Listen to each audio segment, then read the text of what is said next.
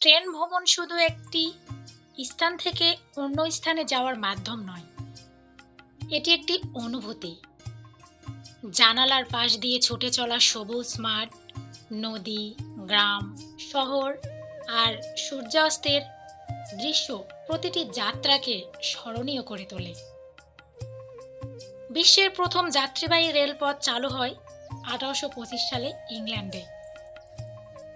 বিশ্বের দ্রুততম ট্রেন ঘন্টায় 60 কিলোমিটারের বেশি গতিতে চলার পরীক্ষামূলক রেকর্ড রয়েছে।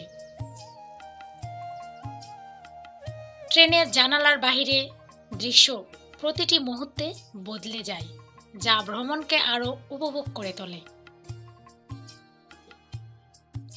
সকালের কুয়াশা ভেদ করে ছুটে চলা ট্রেন, বিকেলের সোনালি আলোয় ঝলমলে ধানের ক্ষেত, নদীর উপর দীর্ঘ সেতু আর ছোট ছোট স্টেশন, সব মিলিয়ে ট্রেন ভ্রমণ যেন চলমান এক সিনেমা।